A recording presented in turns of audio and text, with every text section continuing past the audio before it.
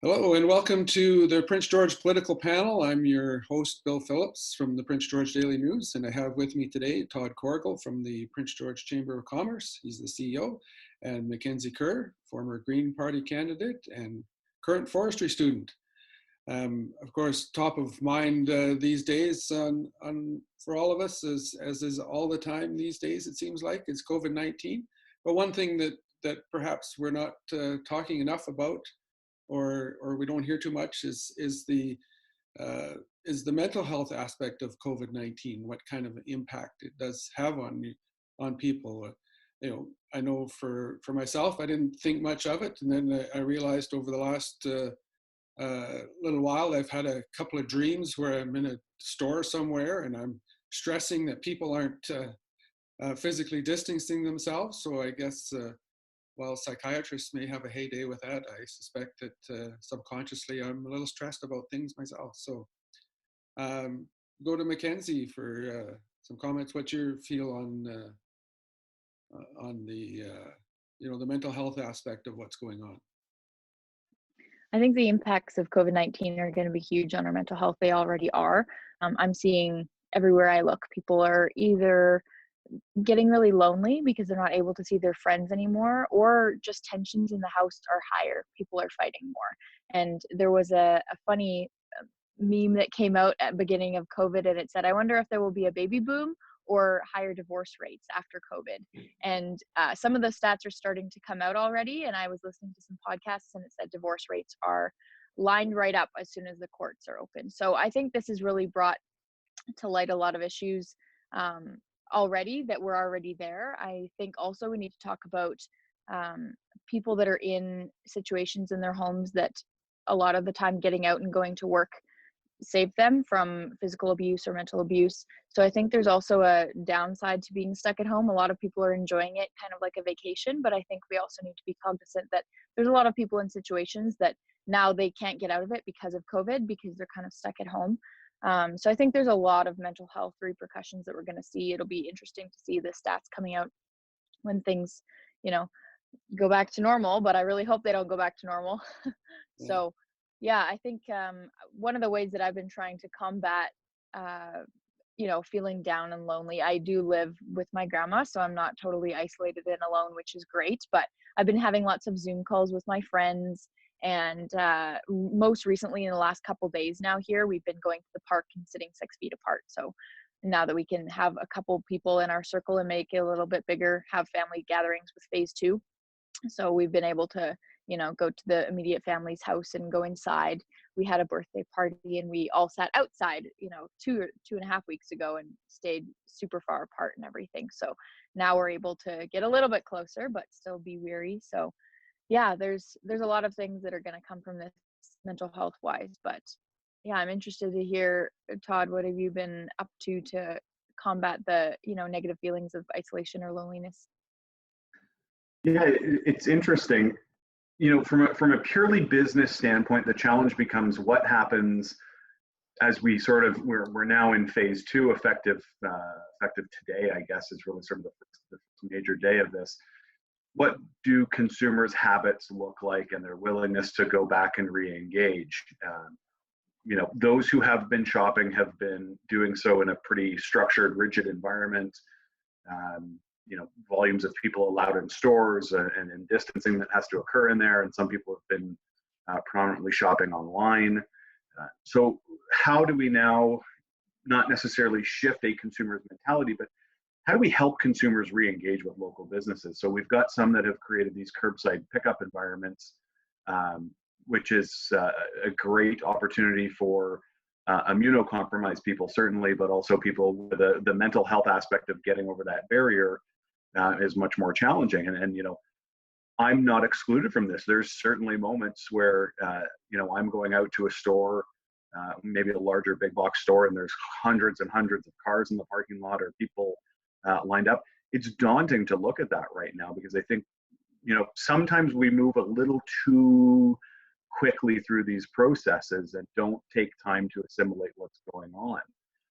And so, the businesses, what they're faced with right now is that adapting to what a new environment looks like, possibly shifting some of your your functions to a brick and click type of environment where you can house some aspects online, so that you're competing against some of the businesses, the larger businesses that have that e-com presence and have for some time. Because Mackenzie's right, we've gotten to this point where the mental health challenges aren't necessarily spoken about in broad circles, but when you have just a very, very simple conversation, you can pick up those little cues where you're thinking, boy, you're physically somewhat afraid to be there. Bill, you mentioned your dream. So there's something in the back of your mind that is a little bit hesitant to go back into that environment. And I think we have to be very, very cognizant of the unspoken mental health aspects of this. I think, as a community and through campaigns like Let's Talk, we've come a really, really long way. And it's, an employee can go to an employer now and say, boy, I need a mental health day. And that's 100% acceptable, which is fantastic. What's the next iteration of that as we move through COVID? Yeah, I think it's going to be cool to see how businesses also interact with their employees, because I know a lot of people that are working from home. So whether or not they're going to stay working from home for a longer period of time and slowly phase into coming back to work and not just all come at the same time, I think will be a huge step as well. You talk a lot about online shopping, and I totally agree. I know so many people that have purely been just online shopping, even have switched now to ordering their groceries for pickup so they don't even have to go in. And I think it definitely connects to sustainability, and that's something that I'm obviously super passionate about. And there's some negative effects to ordering online, Amazon and Jeff Bezos and all of those things, and the packaging that comes with it, and how far you have to fly these products that you're purchasing online. There's definitely benefits though for situations like this. So it's definitely a toss up. It's not black and white. I personally, you're not able to use your reusable grocery bags when you go in right now. You have to use plastic bags, and they're not charging. And I have been using the plastic bags, and sometimes I'll be in the parking lot and someone will recognize me and see me with a plastic bag. But I think that we need to be more accepting and understand that right now things are different. And, I recently made a post about how, you can't call us hypocrites even if we're, driving a truck or using plastic bags, especially during a pandemic. Things are really different right now. And for the safety of my grandma living at home who is immunocompromised, I don't risk putting the groceries in our reusable bags. I just keep them in the plastic bags. So, there's things like that people don't think about, but there's definitely a lot of online shopping going on. I think that people are going to have a hard time kicking that habit and going back to local stores. I think we're going to need to see some innovative, creative ways to get people back, walking our Prince George streets and shopping local, because it's super addicting to buy online. Yeah, and it may not be a clinical thing, but I know it is a thing. It's called shopping therapy. I know there are people who just like to go out and shop, and it's something to do, and browse through the stores and that kind of thing, and all of a sudden that's taken away. So then online shopping will replace that a little bit, I suppose. But it's it's kind of an activity. It's not necessarily a social thing, but it's getting out to see people and, just being out of the house kind of thing. And now we're stuck in the house. So there are those challenges of like, what do you do with your time? Sometimes it's really, it's quite tough. So yeah, there are a lot of aspects to it. And you're right. I'm the same way, Mackenzie. We got a whole whack of reusable bags, and then all of a sudden they're sitting there, and all of a sudden the plastic bags, and then the recycling depot shuts down. They're open again now, but it's kind of like, man, I got all these plastic bags, what do I do with them? So yeah, there's some really weird dichotomies come up from all this, and it's interesting to see now as we move into the phase of reopening, how all that will transpire. Todd, have you seen from any of the local businesses how they're going to phase, especially restaurants? I think that's one of the key ones, or one of the most visible ones of reopening, to see how they're going to manage that. Yeah, I wouldn't say we've seen anything specifically right now. I mean, there's a bunch of anecdotal and non-anecdotal information that's out there right now showing that, restaurants who provided online pickup delivery service through this process have actually, in some instances, made more money than them when they were open generally. And that's because they've now opened up their services to an entirely new population. I think somebody mentioned last week on this call, you're opening up to a world. I think it was actually Mackenzie who said, her grandmother typically would only eat at like one or two places, and now she's discovered all these other locations that are great and fantastic, and you can get from those spots. So there's that piece of it. And I think Dr. Bonnie Henry's announcement yesterday about what capacity restaurants can open in, restaurants and bars, is interesting. It certainly presents management challenges, but I think what we've seen in other communities, including Valemont, just down the highway here, they've extended liquor licenses to parking lots so that you can turn parking lots into patios for restaurants and pubs. And there's a lot to be said for some forward thinking at the municipal level, because you're likely increasing those businesses' opportunity to survive, which maintains or maybe in some instances increases your tax base. So that's always a positive. But number two, you're giving the community somewhere to go, particularly during the summer months where there's certainly an appetite to be outside and engage with these businesses. And, if you took, one of the big box complexes, let's say, where the Brick and Mr. Mike's and Brewhouse are, there's ample parking lot space in those types of plazas, Original Joe's as well, Earl's. I mean, there's all this capacity around town. You can really start thinking about the strategic ways in which you temporarily put road closures in place so that Crossroads can extend their patio out maybe on the weekends, or Birch and Boar can set up a cafe in the middle of the street, and you can still have people that can access the store. You can still have people that can get, compromised people who can get their groceries delivered to their vehicles. So there's all these little remedial pieces that you can start looking at putting in place that help with that innovation. So I think we all have a role to play in this. As you can't always expect that government's going to come up with the answers for you. So there's organizations like the Chamber, there's student union organizations, there's the local media. We all have a role to play in how we help this move forward, how we help the businesses survive and thrive, how we help people with their mental health, because now they can go out to a patio in the middle of the road and have a beer. There's great things out there, I think, that are available. So, the restaurants have certainly faced a lot of challenges. We've certainly seen probably the highest loss of employment come through restaurants and hospitality services. But I think there's also room for those specific entities to have one of the quickest recoveries. Mm-hmm. Well, switching a little bit. I totally agree. Oh, go ahead. It's all good. I was just gonna switch a bit. One of the other big stories this week, it has nothing to do with COVID, was the Wet'suwet'en hereditary chiefs signing an MOU with the province and Ottawa on rights and title. The concern, I guess, is that the elected chiefs and perhaps some of the members of the community were left out of the process. I'll go to you, Mackenzie. Do you think this is the right step forward with the MOU, or do you think things could have been handled better from the federal and the provincial part? Well, I think things can always be handled better from the federal and provincial part. But yeah, but I think, signing an MOU is the right step forward as long as everyone is involved. I think, this didn't really have much to do with the pipeline. The pipeline just kind of brought it to light.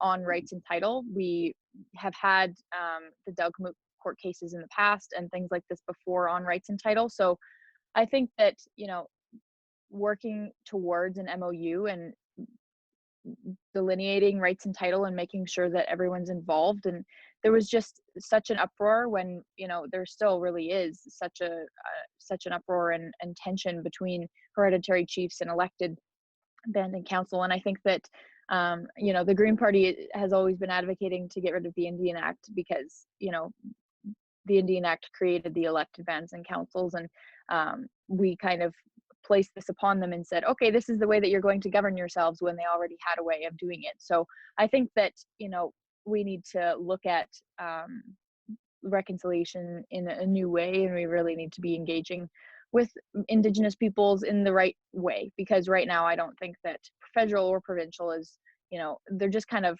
rushing it and trying to do it to get it done and not really sitting down to get to know the people across the table. So if, anything was to be different, I think, I was in a class one time and they were talking about the best way to engage with Indigenous peoples when you're talking about projects. And they were saying, before you do anything work related, sit down and have dinner across from the people that you're working with and get to know them, because that will make working on these projects a lot easier, because you will know what kind of people they are and their values and ethics on both sides of the tables. And then you can really get something done when you come together and realize who you're working with. So I'm glad to see an MOU, not so glad that not everyone was involved, but I think it's generally the right step forward. Yeah, and Todd, the MOU, not that it would necessarily, but part of these discussions, what's still up in the air is Coastal GasLink and what the chiefs will do with the pipeline. They're adamantly opposed. So where do you see that going, or should that have been a key part of the discussions in the first place? Oh, a lot to unpack from that. I'm going to take a step back because I wholeheartedly agree with Mackenzie on a lot of these points. I think the challenge with this particular process is that there was historic engagement levels done by LNG Canada, Coastal GasLink, TransCanada through that process, and there was tons of agreements that were signed and tons of understandings that were created. Now, the great grand irony of the MOU last week is the government of Canada, the government of BC have effectively said that our own level of governance is moot, because what they've said is your elected government means absolutely nothing in the face of hereditary chiefs.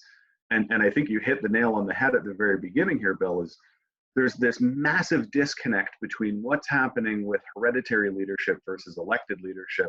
Where do the numbers lie larger on one side versus the other, and how do they collectively come together? Because you listen to Ellis Ross talk, and there's huge economic upside for every Indigenous community along these routes, and not even just from this project. There's 4, 5, 20 additional projects that could spur off from these. So when Ellis talks about we don't want to hand out, we want to hand up, we want to build our own economies here, I think that's the most vitally important piece. And you'll hear arguments on both sides of that equation, why it works or why it doesn't. But fundamentally, the project or projects involved in this have received the proper legal approvals. They've gone through the proper engagement channels and received that consent. I certainly hope that the federal and provincial governments had the foresight in their discussions with hereditary leadership to say, this project has been approved numerous times now at numerous levels and will be moving forward. I can't imagine they would have engaged in this process without a discussion like that. But again, the whole process felt a little bit mysterious and behind closed doors. I mean, you've got Nathan Cullen as a former MP who's sitting in the engagement process, and we all know where Nathan's beliefs lie in that process. So that's certainly challenging. But these are projects that are in the national interest. These are projects that are in our province's economic interest, and these are projects that have direct, massive financial benefit to the Indigenous communities along that route. Yeah, they certainly do, but it begs the question then, when we come to rights and reconciliation, is that, does that mean a veto? Right now it doesn't, but I guess we don't know where this MOU will lead, and whether there is a veto power for Indigenous communities on some of these projects, and that's been one of the crucial things. And it's kind of like, on one hand, we need these to go ahead. On the other hand, is there any real agreement, or are you giving any power to Indigenous communities if they don't have the right to say no? Mackenzie, what's your take on that? Should Indigenous communities in some of these instances just have the right to say no, and that's it?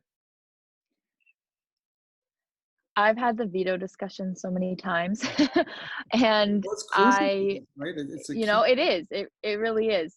What is the point of giving them, you know, rights and title and discussing this and figuring this all out if they can't say no anyways? So I think, to Todd's point, he was talking about the economic benefits, and obviously I'm going to respond by saying, even though there's economic benefits, you know, if we invest in renewables, we can still have those economic benefits and not have environmental degradation and impacts on the environment. So I think that, you know, we need to be investing and divesting from fossil fuels and investing in renewables as fast as possible.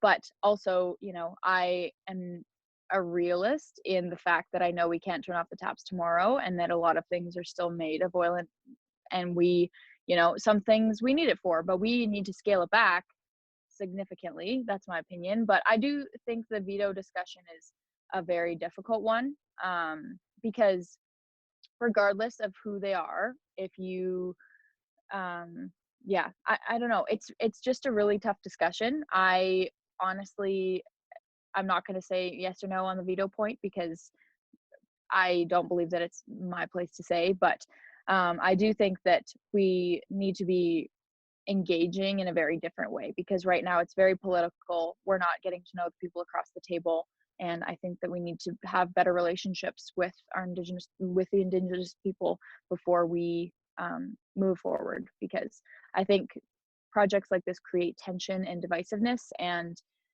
we can see in the comment section, you know, people absolutely go crazy when they see posts like this. So I think that we need to, like I said last time, and like I'll keep saying over and over again, we need to be better at having discussions with people that we disagree with, and become more empathetic in the way that we discuss things, because I think that could help us reach better conclusions together.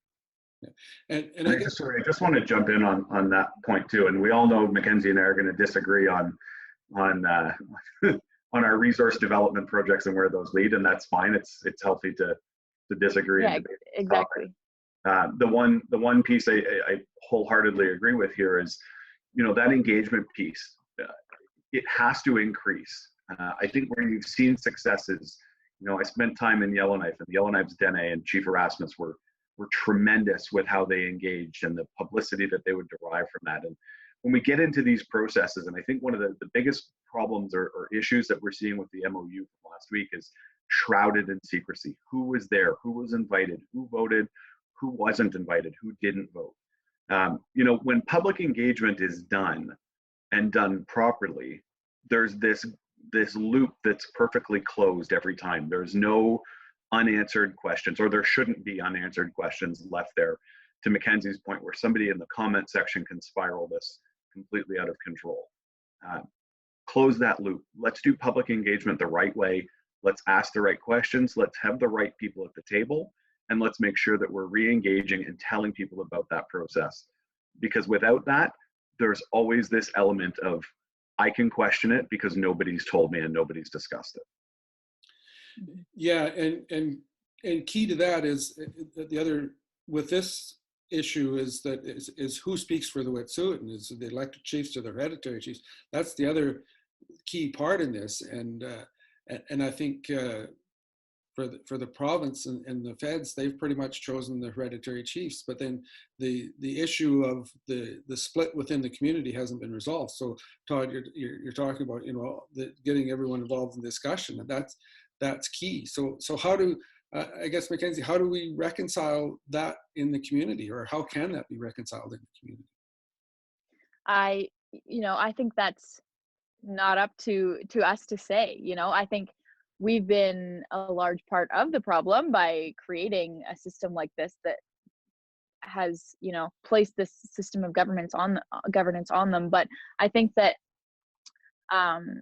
you know, not trying to control what's happening within their communities. You know, it's their community to figure it out. I'm not sure that we have a place to be delineating who's more important. I think that we need to, you know, be open to, you know, letting them figure it out. I mean, we've been a large part of creating the problem in the first place, because we're the ones wanting the pipeline. So I don't know, it's a tough place to say anything really, especially in my situation. You know, I'm a settler, I don't really have a say on my opinion on the topic. I know that I completely agree with the hereditary chiefs that they're not being listened to.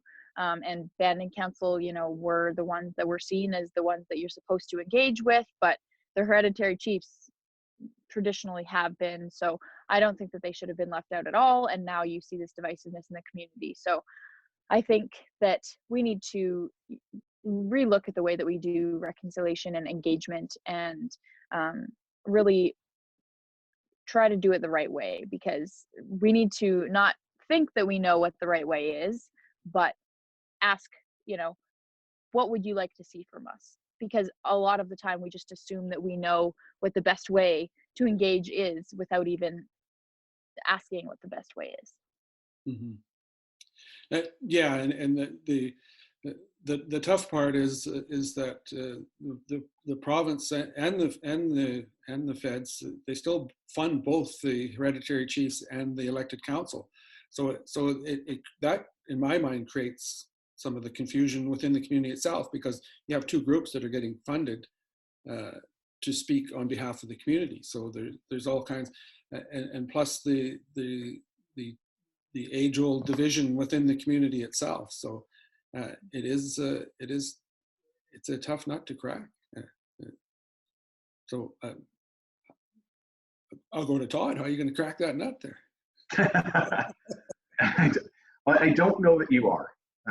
And when we talk about confusion and we talk about a convoluted process, I think back to the announcement, historic private investment in BC with LNG Canada, and the Premier and the CEO of LNG Canada and all the other high-powered executives and politicians, including the elected chiefs of the lands that these projects are crossing.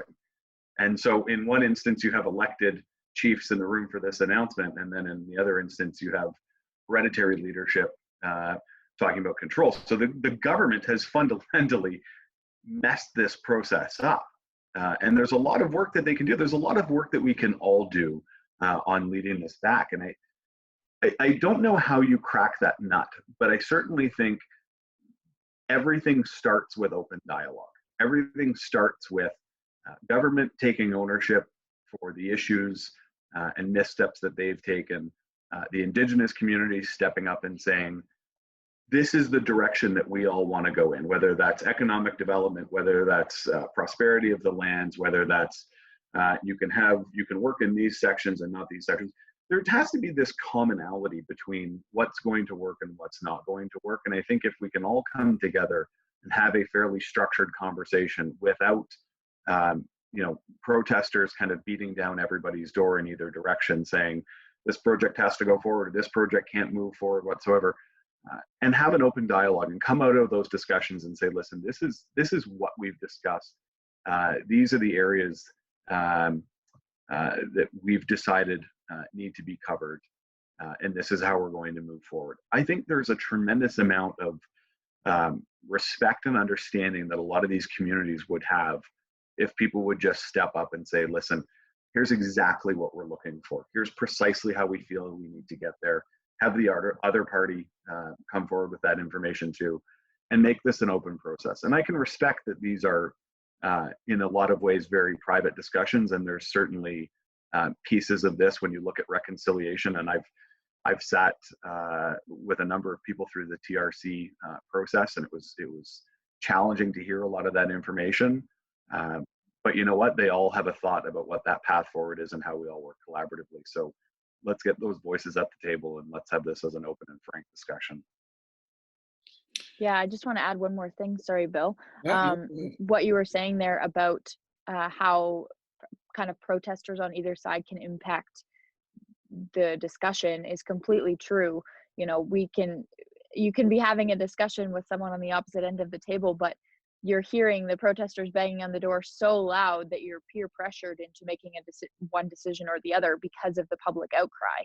And I think this is so true. We talk a lot about this in forestry, actually, because some forest practices are better ecologically, but they don't look the right way. So people, will outcry if they see you know, a small cut block. Well, actually in this area, you know, cut blocks are actually better, you know, in this small size because that's the natural disturbance like a fire. But if people see it that aren't, you know, educated on that fact, they outcry. So I think a lot of the time people are outcrying and protesting and sharing their opinion, especially on social media, when they're not, you know, fully educated on all of the sides and all of the perspectives and stats and science and everything else. So there's definitely an impact that can come from the public, that is for sure, in every scenario, but this one especially.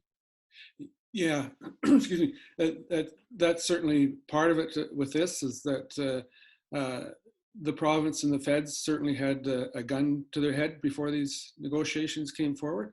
But on the other hand, an MOU coming out of, excuse me, Delgamuukw, which is 25 years ago, that's a good thing that this is finally moving forward. Yeah. So, you know, it's a good result. It may not have been the best way to get there, but it is a result. And just, we are running out of time. So any last words you'd like to say? I would like to say, yeah, I would just like to say that planting a garden is the perfect way to use your time right now. So that's what I've been up to. Yes. Driving your vehicle around using fossil fuels is a great way to spend your time. You know, no joke. I said to my wife this weekend, so we have an 11-week-old baby who requires some coaxing to sleep on occasion, which is a drive. And I said, you know, I feel really great. I'm contributing to the local economy. I'm getting gas more regularly right now, but I could also go for a Tesla.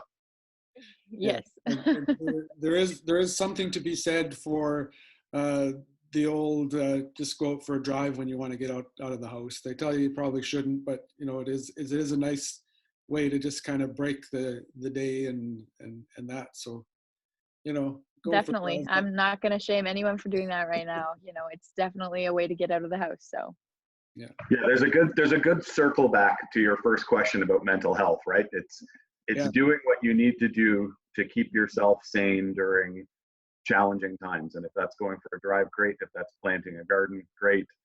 If that's sitting on the couch eating popcorn and ordering in, all for it.